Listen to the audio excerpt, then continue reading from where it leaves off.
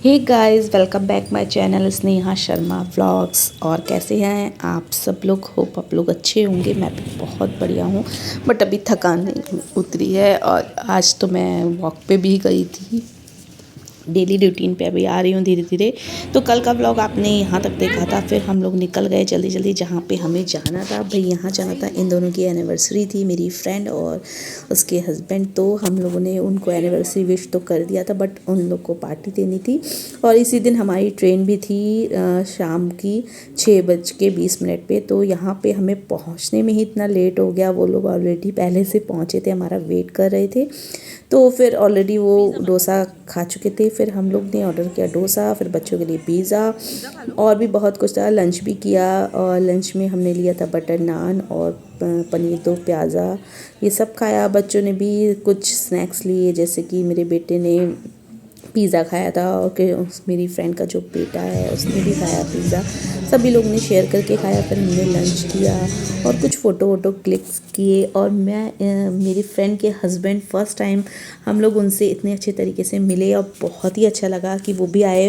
वो अचानक से सडनली आए थे, उनका कोई प्लान नहीं था कि वो भी आएंगे। मेरी फ्रेंड और हम 3 लोग ही आने वाले थे। मतलब छोटा सा सेलिब्रेशन ये सब होने वाला था। केक कटिंग तो नहीं किया क्योंकि हमारी ट्रेन थी, हमें जल्दी जल्दी निकलना था। और हम लोग वहाँ से 4:30 निकल गए थे। फिर मेरी जो फ्रेंड है उसकी फैमिली और इन लॉस उन सब लोग ने शाम की डिनर वाली पार्टी थी और कहीं अपना वो लोग घूमने भी गए थे, तो उनकी वो रात वाली थी पार्टी। हम लोग फिर फ़ोटो वोटो क्लिक करके यहाँ से 4:30 तक निकल गए क्योंकि 5:30 हमें स्टेशन के लिए निकलना था और हमारी ट्रेन थी 6:20 की। तो उसी के लिए ट्रेन का थोड़ा सा ये था रूटीन, मतलब थोड़ा चेंज लग रहा था इस वजह से।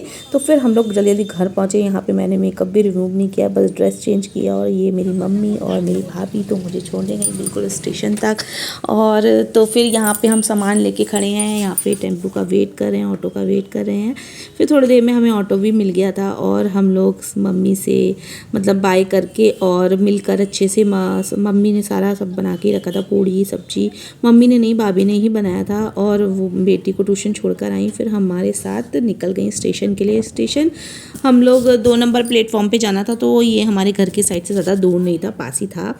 और सामान हमारे पास लगेज काफ़ी ज़्यादा था, तो फिर पूरा मतलब ऑटो में अच्छे से रख कर फिर हम लोग पहुंच गए स्टेशन। और थोड़ी देर पहले पहुंचे थे। मतलब ये हो रहा था इस ट्रेन का कि कभी ये 2 नंबर प्लेटफॉर्म पे आती है और अचानक से सडनली अनाउंसमेंट हो जाता है कि 3 पे भी आ जाती है, तो थोड़ा प्रॉब्लम होती क्योंकि लगेज ज़्यादा था। बट ऐसा कुछ नहीं हुआ, वो 2 पे ही आई। और फिर यहाँ पे मेरी भाभी थोड़ी इमोशनल हो रही थी और जाते समय डुग्गू को बाय कर रही थी। फिर बाद में अंदर आ गई, ट्रेन छूटने ही वाली थी। तो फिर हम लोग ने बोला कि नहीं नहीं बस अब घर जाओ। और अकेले ही आई थी, बच्चों को छोड़कर आई थी घर। यहाँ पे हम लोग सुबेदारगंज स्टेशन पहुँच गए। मॉर्निंग में 6 बजे की टाइमिंग थी, बट आधा घंटा पहले ही पहुँच गए थे हम लोग 5:30 बजे।